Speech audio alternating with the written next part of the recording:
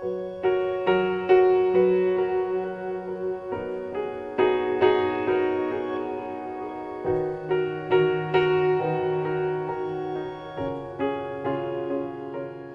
우리 지난 주일에 때를 따라 돕는 은혜에 대한 말씀 들었는데 이렇게 한번 인사하겠습니다.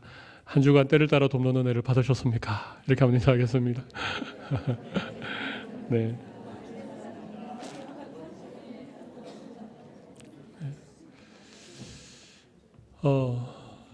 한 주간 지나는 동안 여러분의 삶 가운데 때를 따라 돕는 은혜를 경험하신 분이 계실 거고, 인사는 그렇게 했지만 아무리 생각해봐도 지난 한 주간 나는 하나님의 은혜를 받지 못한 것 같아, 이렇게 생각하는 분들도 분명히 계실 것입니다. 근데 한 가지 분명한 사실이 있습니다. 하나님은 우리에게 때를 따라 돕는 은혜를 분명히 베풀어 주셨습니다. 문제는 우리의 믿음의 눈이 감겨서 하나님의 은혜로 바라보지 못한 여기에 문제가 있다고 생각합니다. 우리가 조금만 믿음의 눈을 열고 하나님의 은혜를 바라볼 수 있는 영적 시각이 있으면 하나님께서 언제나 우리에게 때를 따라 도우시는 은혜로 함께 하실 줄로 믿습니다. 저는 이 시간 믿음의 눈을 열라, 이런 제목으로 잠시 말씀의 은혜를 나누겠는데요. 사람들에게는 다 눈이 있죠. 그래서 우리 주변에 있는 것들을 바라보게 됩니다. 그런데 참 신기한 것은 꽃 같은 것을 바라보는데, 꽃 같은 사물을 바라보고, 꽃 같은 사람을 바라보고, 꽃 같은 주위의 환경을 바라보는데, 바라보는 사람에 따라서 다 다른 것을 보게 됩니다. 눈에 보이는 대로 다 보는 것이 아니라는 얘기입니다. 내 마음에 어떤 생각을 가지고 있는지, 내 마음이 좀 우울하고 내 마음에 무거운 짐진 것이 있으면 이 주변에 보이는 것들이 다 어두워 보이고 다 힘들어 보입니다.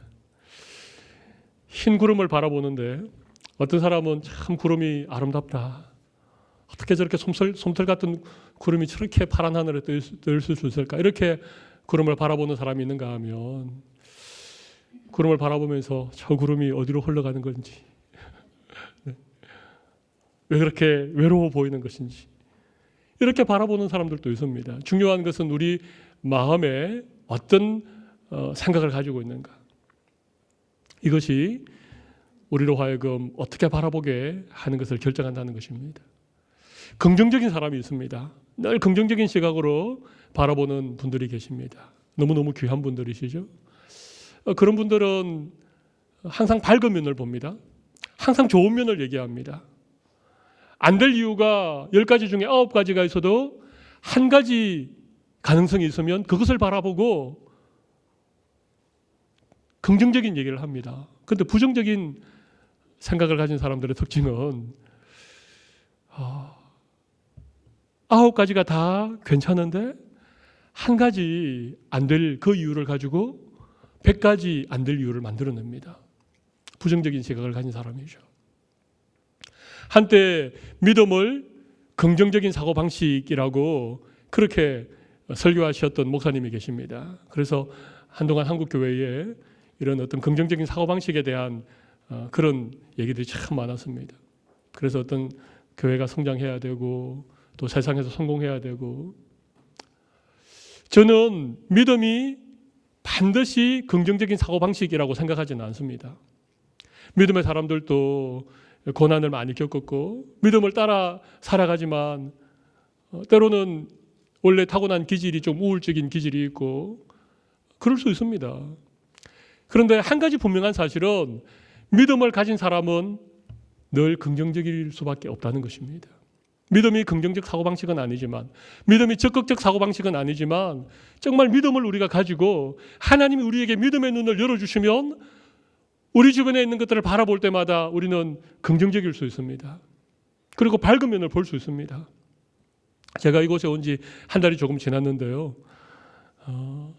이곳에 대해서 긍정적으로 얘기하시는 분들도 계시고, 또 이곳 뉴질랜드나 오클랜드에 대해서 조금 부정적으로 얘기하는 분들이 계십니다. 제가 어느 게 맞는지 아직 헷갈리고 있습니다. 저는 긍정적인 게 좋은 면이 훨씬 많다고 생각을 합니다.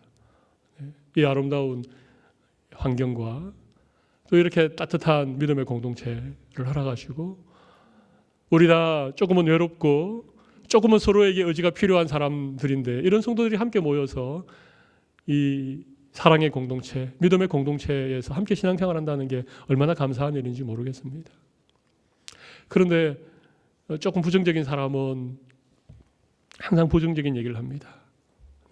오늘 하나님께서 예배하는 우리 모두에게 은혜를 주셔서 믿음의 눈이 열려서 하나님이 바라보게 하시는 밝은 면, 긍정적인 면을 바라볼 수 있는 귀한 시간이 되시기를 바랍니다.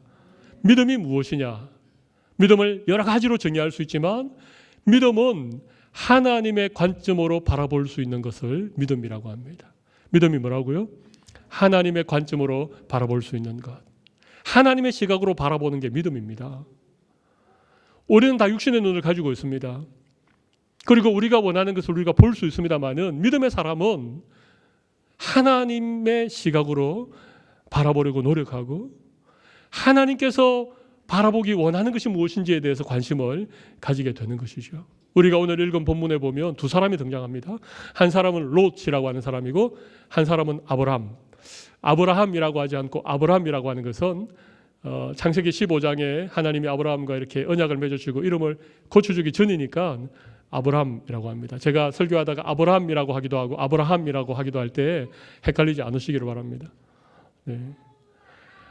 롯은 오늘 본문 10절부터 13절까지 그가 바라보고 그가 어떤 것을 선택하고 그가 이렇게 옮겨가는 과정들에 대해서 10절에서 13절까지 기록을 하고 있고 아브라함에 대해서는 14절부터 마지막 18절까지 기록을 하고 있는데 이 두 본문을 좀 찬찬히 읽어보면 굉장히 대조가 되는 굉장히 이렇게 상반되는 기록들을 우리가 살펴볼 수 있습니다.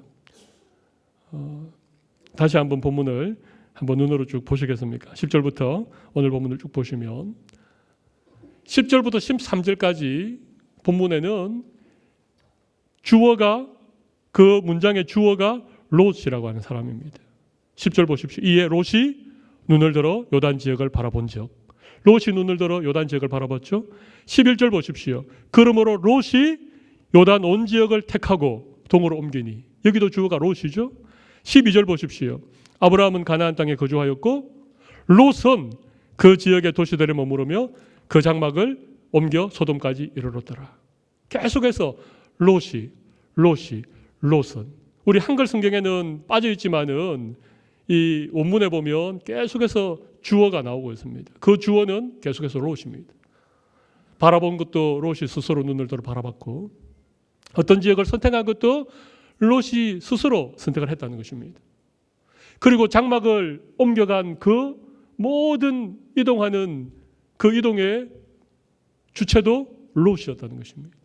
한마디로 말하면 롯이 자기 인생의 주인이 된 것이죠. 자기가 원하는 것을 바라보고 자기가 보기에 좋은 것을 선택하고 자기가 옮겨가기 원하는 지역으로 계속 옮겨갔습니다. 롯이 선택한 지역은 요단 지역이었는데 그곳은 물이 넉넉하고 또 하나님이 소돔과 고모라를 멸하시기 전이었기 때문에 여호와의 동산 같고 애굽 땅 같은 그 당시 애굽이라고 하는 나라는 최강대국이었습니다. 수많은 사람들이 살고 문화가 있고 도시가 있는 롯도 얼마 전에 아브라함을 따라서 그 애굽 땅에 내려갔다가 다시 올라온 경험이 있기 때문에 롯이 경험했던 그 애굽 땅은 그 황무한 광야만에 있는 가나안 땅과는 차원이 달랐습니다. 그래서 이 그의 삼촌 아브라함과 이렇게 헤어질 수밖에 없는 상황이 되자 이 롯이 바라보고 롯이 선택한 것은 애굽 땅 같은 소돔과 고모라 그 지역이었습니다. 인간적으로 보면 세상적인 그런 가치로 바라보면 롯이 굉장히 현명한 선택을 한 것 같습니다. 이왕이면 이 문화가 있는 곳, 이왕이면 성이 잘 지어져 있는 곳, 많은 사람들이 살고 살기 편리한 그곳을 따라서 롯이 이동해 간 것은 굉장히 잘한 선택인 것처럼 보여집니다. 그리고 또 오늘 본문 10절에 보면 이런 말씀이 있잖아요. 여호와께서 소돔과 고모라를 멸하시기 전이었으므로 그 다음 뭡니까? 여호와의 동산 같고 애굽 땅과 같았더라. 여기에서 우리가 좀 헷갈립니다. 롯이 바라본 그 요단 지역, 소돔과 고모라가 여호와의 동산이라는 말입니까? 애굽 땅이라는 말입니까? 애굽 땅과 같은 것입니다. 애굽 땅과 같은데 여호와의 동산 같다라고 하는 표현이 나오는 이유가 뭐겠습니까? 어렵지요? 이 본문이 조금 어렵습니다만은 이걸 제가 조금 설명을 드리면 무슨 얘기인가 하면 롯이 볼 때에는 롯이 생각할 때 여호와의 동산, 그 여호와의 동산이 애굽 땅과 같을 것이다. 롯은 그런 판단의 기준을 가지고 있었던 것이죠. 여호와의 동산을 본 일은 없지만, 여호와의 동산을 한 번도 가본 일은 없지만 롯의 생각에는 적어도 여호와의 동산은 애굽 땅과 같을 것이야. 그런 인간적인 생각을 가지고 요단 지역을 바라보니까 그 지역이 여호와의 동산 같고 애굽 땅과 같은 거예요. 그러니까 실제로 여호와의 동산 같은 것은 순전히 롯의 개인적인 생각이고 그 지역은 애굽 땅과 같은 곳이었습니다. 문화가 있고 화려한 도시가 있고 많은 사람들이 편리하게 살아가지만 그곳의 사람들의 심성은 악하였고 하나님 앞에 죄인이었던 그런 곳으로 롯이 그의 장막을 옮겨 그곳에 거주하게 되었다는 것입니다. 그런데 롯과 대조적으로 14절 이하에 보면 아브라함이 어떻게 그의 장막을 옮겨가는가에 대한 설명이 나오죠. 14절 말씀을 보십시오. 롯이 아브라함을 떠난 후에, 이 시점이 참 기가 막힙니다. 롯이 아브라함을 떠났다. 롯은 아브라함에게 유일한 혈육이었습니다. 갈대아 우르 그 고향 땅을 떠나올 때 아버지 데라와 조카 롯과 아브라함 이렇게 떠나왔는데 하란이라고 하는 그 중간 지점에 잠시 머무는 동안 아버지는 이제 죽었고 그 하란에서 가나안 땅으로 올 때 아브라함과 함께 왔던 유일한 피부치, 유일한 혈육은 롯 한 사람뿐이었습니다. 얼마나 서로에게 의지가 되었겠습니까? 얼마나 서로에게 위로가 되고 힘이 되었겠습니까? 그런데 그 롯이 떠나갔다는 것입니다. 그런데 바로 이런 순간에 하나님이 나타나실 경우들이 참 많습니다. 내가 누군가를 의지하고 내가 무엇 때문에 좀 힘이 되고 이러는 동안에는 하나님이 우리에게 말씀하지 않은 경우들이 참 많습니다. 그런데 모든 것이 다 떠나가고 정말 나 혼자 남았을 그때 주님이 찾아오실 경우들이 간혹 있습니다. 여러분 혹시 최근에 내가 참 의지하던 누군가가 여러분의 곁을 떠났습니까? 이것만 있으면 괜찮아 라고 생각했던 그 무엇을 여러분이 잃어버렸습니까? 어쩌면 이 순간이 하나님께서 우리에게 찾아오실 수 있는 은혜의 시간이 될 가능성이 굉장히 많습니다. 여러분의 마음이 힘들고 외롭고 마음이 어려울 때 꼭 기억해야 될 한 가지 사실이 있습니다. 하나님께 기도하십시오. 이제 제가 의지하는 것은 다 사라지고 오직 주님만 의지합니다. 이럴 때 하나님께서 우리에게 찾아와 주시고 은혜 베풀어 주시기를 간절히 바랍니다. 그런 은혜를 우리가 좀 누리면 참 좋겠다는 생각이 듭니다. 아무튼 롯이 아브라함을 떠난 이후에 여호와께서 아브라함에게 이르시되 너는 눈을 들어 너 있는 곳에서 북쪽과 남쪽 그리고 동쪽과 서쪽을 바라보라. 하나님이 아브라함에게 눈을 들어라 그렇게 한 것입니다. 아브라함이 바라본 것은 그가 원하는 것을 바라본 것이 아니라 인간적인 관점으로 바라본 것이 아니라 하나님이 바라보라고 하는 것을 지금 바라보고 있는 것이죠. 이게 다른 것입니다. 롯과 아브라함의 차이가 뭔가? 롯은 자기가 원하는 것을 바라보았지만 아브라함은 하나님이 그에게 바라보라고 한 그것을 바라보고 있다는 것입니다. 이게 엄청난 차이입니다. 그리고는 뭐라고 하십니까? 쭉 15절, 16절, 17절 하나님의 그 신실한 약속을 아브라함에게 주고 계십니다. 너의 자손을 땅에 티끌같이 많게 하겠다.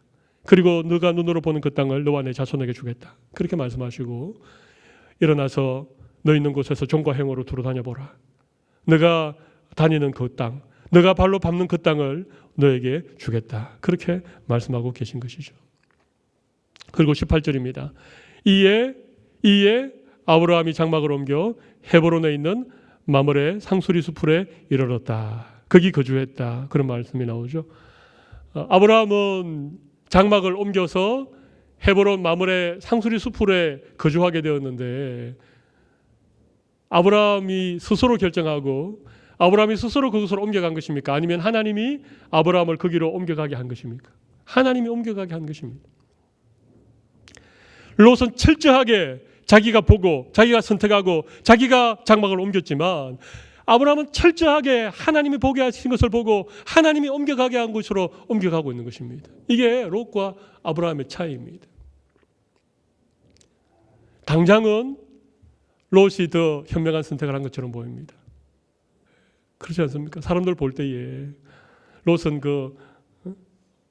사람들이 많이 살고 문화가 있고 살기에 편리하고 이런 도시 지역으로 롯은 옮겨갔고 아브라함은 반대로 마므레 상수리 수풀이 있는 더 척박한 땅으로 옮겨갔기 때문에 당장의 결과를 바라보면 롯이 훨씬 더 선택을 잘한 것처럼 보입니다.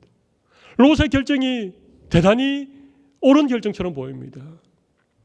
그런데 사랑하는 성도 여러분, 믿음은 점점 도와지는 것이 믿음입니다.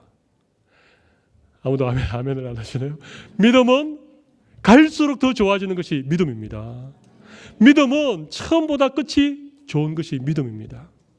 믿음은 시작은 미미하지만 갈수록 더 좋아지고 더 창대해지는 것이 믿음입니다. 지금 당장 보기에는 롯이 훨씬 더 좋은 선택을 한 것처럼 보이지만 우리가 잘 알지 않습니까? 그 뒤에 일어나는 여러 사건들을 통하여 롯의 그 이후의 삶과 아브라함의 그 이후의 삶을 우리가 잘 알지 않습니까? 오늘 여러분 모두에게 믿음의 눈이 열려서 아브라함과 같은 믿음의 선택을 할 수 있는 여러분들이 되시기를 바랍니다. 그래서 아브라함은 믿음의 조상이 되었죠. 그리고 아브라함은 복의 근원이 되었습니다. 너를 축복하는 자를 내가 축복하겠고 너를 저주하는 자를 내가 저주하겠다. 하나님께서 아브라함에게 복을 주셨습니다. 창대한 복을 주셨습니다. 그의 후손이 하늘의 별과 같이 땅의 모래와 같이 한 민족의 그런 조상으로, 영적으로 말하면 믿음의 조상으로 아브라함의 인생을 하나님께서 복 주셨습니다. 갈수록 잘 되는 인생, 하나님께서 정말 함께 하시고 하나님이 정말 복 주시는 인생을 살아갈 수 있는 우리 성도들이 다 되시기를 바랍니다. 제가 조금 더 말씀을 드리겠습니다. 그러면 갈수록 잘 되는 인생, 아브라함과 같은 삶을 살아가는 비결이 무엇인가? 제가 그 비결 세 가지를 오늘 보면 14절 이하에 있는 말씀을 통해서 제가 잠시 설명을 드리도록 하겠습니다. 첫 번째 비결이 있습니다. 첫 번째 비결은 우리 14절 말씀을 같이 한번 읽어보겠습니다. 롯이 아브라함을 떠난 후에 여호와께서 아브라함에게 이르시되 너는 눈을 들어 너 있는 곳에서 북쪽과 남쪽 그리고 동쪽과 서쪽을 바라보라. 첫 번째 비결은 하나님이 바라보게 하신 것을 바라보아야 된다는 것입니다. 이걸 조금 다르게 말하면 우리에게 하나님이 주신 꿈이 있어야 된다는 것입니다. 적어도 하나님이 내 인생에 주시는 비전이 무엇인가? 그걸 우리가 발견을 해야 된다는 것입니다. 많은 사람들이 인생을 그냥 살아갑니다. 목적도 없이, 의미도 없이. 그렇게 당장 어떤 눈앞에 있는 작은 것들을 쫓아서 우리가 살아가지만 하나님은 우리의 인생을 그렇게 살아가도록 버려두지 않으십니다. 오늘 아브라함에게 너 있는 곳에서 일어나서 동서남북을 바라보라 그렇게 말씀하신 것처럼 우리의 믿음의 눈을 열어서 하나님이 내 인생에 바라보게 하시는 그런 꿈을 꾸고 비전을 발견하는 그런 여러분들이 되시면 여러분의 삶이 갈수록 더 복되고 갈수록 더 잘 되는 그런 은혜를 누리게 될 줄로 믿습니다. 네, 이 꿈을 어디서 발견하는가? 오늘 보면 14절을 다시 보십시오. 거기 보면 너는 눈을 들어, 그 다음 뭡니까? 너 있는 곳에서 동서남북을 바라보라 그렇게 말씀하시죠. 하나님께서 우리를 부르시고 하나님께서 우리에게 꿈을 주시고 하나님이 우리에게 어떤 사명을 맡기실 때에 우리가 있는 그곳, 내가 지금 있는 직장, 내가 같이 살고 있는 가족, 내가 다니고 있는 교회, 내가 지금 뭔가 하고 있는 그 삶의 현장, 바로 그 자리에서 하나님께서 우리에게 새로운 꿈과 사명을 주신다는 것입니다. 우리는 자꾸만 이렇게 생각하죠. 지금은 아닌 것 같아. 여기는 아닌 것 같아. 그게 아닙니다. 내가 지금 서 있는 그 자리, 거기가 사명의 자리고 바로 그 자리가 하나님께서 우리에게 꿈꾸시게 하신 자리라고 하는 사실을 꼭 기억하시기 바랍니다. 저는 우리 성도들이 살아가고 있는 삶의 현장, 그곳을 하나님이 축복하시고 그곳에서 여러분의 믿음의 눈을 들어서 동서남북을 바라보게 하신다고 생각합니다. 하나님은요, 동쪽만 바라보라고 하지 않으세요. 하나님 꼭 북쪽만 바라보라 그렇게 말씀하지 않습니다. 하나님은 우리에게 사방을 다 바라보라고 하십니다. 우리가 정말 믿음의 눈을 열고 하나님이 주신 것을 바라보는 그런 믿음만 있으면 하나님 우리가 바라보는 그곳, 우리의 눈길이 머무는 그곳을 하나님이 축복하시고 바로 그곳에서 우리를 통하여 하나님의 놀라운 일들을 이루어 가시리라고 믿습니다. 첫 번째는요, 믿음의 눈을 여셔야 돼요. 하나님이 바라보라고 하는 것을 바라볼 수 있는 그런 귀한 은혜가 우리 성도들에게 있으시기를 바랍니다. 그러면 하나님께서 내가 눈으로 보는 내 눈에 보이는 그 모든 땅을 너와 내 후손에게 주겠다. 그렇게 약속하셨습니다. 또 한 가지는 17절에 보시면 우리 17절을 같이 한번 읽어보겠습니다. 너는 일어나 그 땅을 종과 행으로 두루 다녀보라. 내가 그것을 내게 주리라. 그냥 바라만 보고 가만히 있으시면 안 된다는 것입니다. 꿈만 꾸고 언젠가는 그 꿈이 이루어지겠지, 그렇게 우리는 두 손 놓고 가만히 있어서는 안 된다는 것입니다. 물론 하나님의 은혜는 값없이 주시는 것이지만 하나님의 은혜를 경험한 사람들은 반드시 우리가 땀 흘리고 우리가 수고하고 우리가 할 수 있는 최선을 다하는 사람들입니다. 여기 일어나서 종과 행으로 두루 다녀보라, 이 말은요, 내가 지금 할 수 있는 그 일에 최선을 다하라는 얘기입니다. 작은 일이지만 그 일에 목숨을 걸고 지금 내가 만나는 그 한 영혼을 최선을 다하여 사랑하고 내가 지금 다니는 직장에서 여러분들 정말 충성봉사하면 하나님께서 그곳에 복을 주시고 바로 그 사람을 통하여 하나님께서 역사하시고 그 직장을 통하여서 하나님의 일들이 이루어진다는 것입니다. 종과 행으로 두루 다녀보라. 여호수아 1장 4절에 보면 너가 발로 밟는 그곳을 너에게 주겠다. 너가 발바닥으로 밟는 그곳을 너에게 주겠다. 그렇게 말씀하십니다. 근데 오늘 이 17절 말씀과 그 다음에 15절 말씀이 조금 차이가 있습니다. 15절은 보이는 땅을 내가 너와 내 자손에게 주겠다, 이렇게 말씀하시고 17절은 뭡니까? 종과 행으로 두루 다녀보라. 내가 그것을 내게 주겠다, 그렇게 말씀하시죠. 차이가 뭡니까? 너와 내 자손에게 주겠다는 것과 너에게 주겠다는 차이가 나잖아요. 우리가 믿음의 눈을 열고 꿈을 꾸고 하나님의 어떤 비전을 우리가 가지면 그것은 우리 당대에 이루어지기도 하지만 우리 후손 때에 우리의 자녀들 삶 가운데 또 그보다도 훨씬 후대에 이루어질 일들도 있습니다. 그런데 내가 발로 밟는 그곳, 내가 열심히 땀 흘리고 내가 최선을 다하는 그것은 하나님이 누구에게 주시겠다고요? 너에게 주겠다. 내 당대에 내가 살아가는 동안 하나님께서 그 약속을 이루어 주겠다, 그렇게 말씀하시는 거예요. 제가 이번 주간에 이 본문을 읽고 묵상하는 가운데 발견한 게 이겁니다. 예전에 이 본문 참 많이 읽었는데 예전에는 제 눈에 보이지 않았는데 이번 주간에 이 말씀을 보면서 눈으로 보이는 것은 너와 내 자손에게 주겠다 약속하셨는데 너가 발로 밟는 그것은 너에게 주겠다, 너 당대에 주겠다, 지금 주시겠다, 이 말씀을 발견하고 얼마나 감사했는지 모릅니다. 오늘 여러분들도 믿음의 눈이 열려서 이 본문이 여러분에게 발견되기를 바랍니다. 우리가 믿음으로 밟는 그곳은 너 당대에 주겠다. 당대에 복을 받기 싫으신 모양이시네. 네.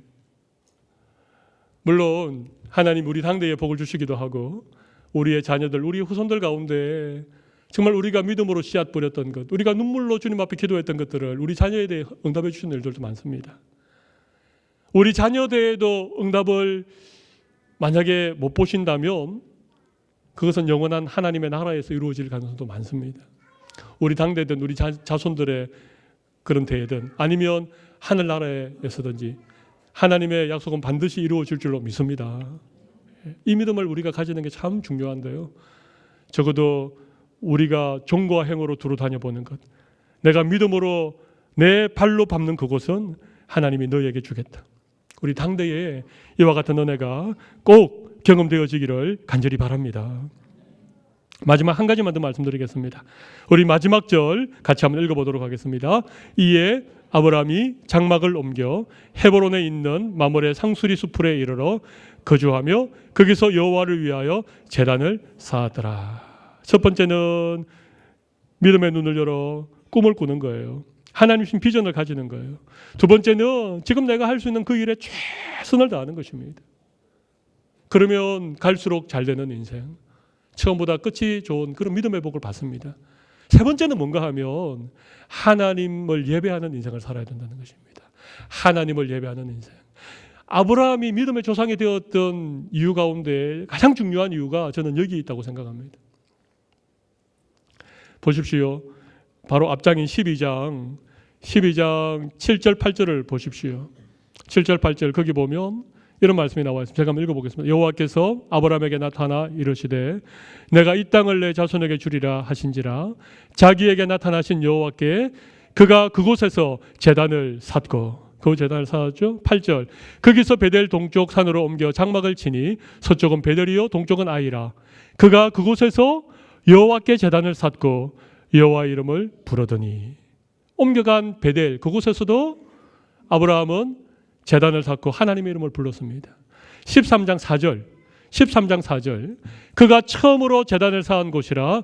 그가 거기서 여호와 이름을 불렀더라. 다시 베델로 올라와서 또 그곳에서 하나님의 이름을 부르죠. 그리고 오늘 본문 18절 우리가 방금 읽었던 거기서 여호와를 위하여 제단을 쌓았더라. 아브라함의 삶을 한마디로 얘기하면 하나님께 예배하는 인생. 가는 곳마다 그가 가장 먼저 했던 것은 제단을 쌓고 하나님의 이름을 부르고 하나님을 예배했던 아브라함의 인생. 그래서 하나님께서 아브라함이 복의 근원이 되게 하셨고 믿음의 조상이 되게 하셨던 것입니다. 저는 오늘 이 말씀을 이렇게 좀 적용해 보고 싶습니다. 우리의 삶의 가장 첫 자리, 내 삶의 우선순위 1번이 무엇인가? 하나님을 예배하는 그것이 내 삶의 우선순위 1번인가? 아니면 하나님을 예배하는 것이 저 두 번째, 세 번째 그렇게 밀려나 있는가? 만약 우리 성도님들이 아브라함처럼 우리가 가는 그곳에서 가장 먼저 하나님을 예배하고 하나님의 이름을 부르고 하나님께 제단을 쌓는 인생이 되신다면 하나님 반드시 우리의 삶 가운데 은혜를 주시리라고 믿습니다. 주일은 일요일이죠. 근데 이 주일이 7일의 첫 번째 날인 거 여러분 혹시 아십니까? 하나님이 천지를 6일 동안 천지를 창조하시고 7째 되는 날 쉬셨지요. 그래서 그날을 안식일이라고 하는, 안식일은 토요일입니다. 토요일. 근데 우리 예수님께서 우리의 죄를 위하여 십자가에 죽으시고 부활하셨는데 부활하신 날은 안식 후 첫날. 요일로 말하면 일요일입니다. 일요일. 그래서 우리가 요일을 말할 때 월, 화, 수, 목, 금, 토, 일 이렇게 말하면 틀렸습니다. 어떻게 말하는 게 맞습니까? 일, 월, 화, 수, 목, 금, 토 이게 맞습니다. 주일은 7일 가운데 첫날입니다. 물론 어느 요일에 하나님을 예배해도 그게 무슨 상관이 있겠습니까만은 우리가 굳이 이 첫날에 하나님을 예배하는 것은 우리 예수님이 안식 후 첫날에 부활하셨기도 하지만 이 날이 일주일의 첫 번째 날이기 때문에 그렇습니다. 그래서 우리는 이날 첫날을 하나님께 예배함으로 한 주간을 시작하는 것입니다. 이런 마음으로 하나님을 예배하고 한 주간을 사는 성도들과 그냥 월, 화, 수, 목, 금, 토 그 다음에 이제 주일 그렇게 일주일의 마지막 날 예배하는 삶을 사는 그런 성도들과 저는 차이가 있다고 생각을 합니다. 여러분 모두 첫날을 하나님께 예배할 수 있는 그런 성도들이 되시기를 바랍니다. 하나님 첫 번째 것을 좋아하세요. 제가 언제 새벽기도 시간에 한번 말씀드린 적이 있는데 우리가 하나님 앞에 드리는 예물 있지 않습니까? 특별히 소득에 어떤 11조를 드리는 그 헌금을 11조라고 하는데 여러분 11조는 10개 가운데 하나가 아닙니다. 숫자적으로 10분의 1을 드리는 것을 11조라고 하지 않습니다. 11조는 처음 것입니다. 하나님 신 것을 10개라고 말하면 첫 번째 것을 하나님께 드리는 것이 그게 헌금의 정신입니다. 그래서 처음 난 양, 그죠? 처음 수확한 나무의 열매, 그걸 드리는 것이 11조잖아요.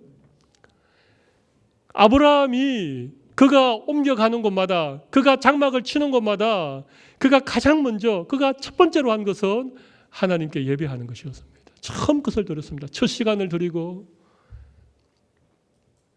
가장 귀한 것을 하나님께 드리고, 그러니까 하나님께서 아브라함의 삶을 보실 때 얼마나 기뻐하셨겠습니까? 아브라함이 완벽한 사람은 아니었잖아요. 아브라함도 거짓말도 하고 말이죠. 애굽에 내려가서 자기 아내를 누이라고 속이기도 하고, 하나님 약속을 기다리지 못해서 처벌 취하고 이스마엘을 낳기도 하고 말이죠. 아브라함의 삶이, 그의 믿음이 완벽하기 때문에 하나님이 그를 축복하신 것이 아니라, 아브라함의 마음에 언제나 그가 가는 곳마다 먼저 하나님을 기억하고, 그가 장막을 치는 곳마다 먼저 제단을 쌓고 하나님의 이름을 부르는 이 아브라함의 순수한 이 믿음 때문에 하나님께서 아브라함을 통하여 귀한 은혜와 놀라운 복을 허락하여 주셨다고 믿습니다. 오늘 예배하는 우리 모든 성도님들도 우리의 삶의 가장 첫 번째 자리, 가장 첫 번째 시간을 하나님 앞에 먼저 드릴 수 있는 그런 우리 성도들이 꼭 되시기를 바랍니다. 그리고 한번 여러분의 삶을 돌아보십시오. 내가 첫 번째 것을 하나님께 드리고 하나님께서 어떻게 남은 한 주간의 삶 가운데 하나님이 나와 함께 하시고 은혜 베푸시는지, 아마 분명히 다른 한 주간의 삶을 살게 되리라고 믿습니다. 저는 오늘 아브라함의 삶 가운데 하나님께서 어떻게 아브라함을 믿음의 조상이 되게 하셨는가, 어떻게 아브라함이 축복의 근원이 되게 하셨는지 제가 3가지 이유를 말씀드렸습니다. 하나는 믿음의 눈을 열고 하나님이 주신 꿈을 가져야 된다, 그렇게 말씀드렸습니다. 두 번째는 지금 내가 있는 그곳에서 최선을 다하는 삶, 수고의 땀을 흘리고 정말 충성하는 그런 삶을 살아갈 때 하나님께서 우리 당대에 복을 주신다, 그렇게 말씀드렸습니다.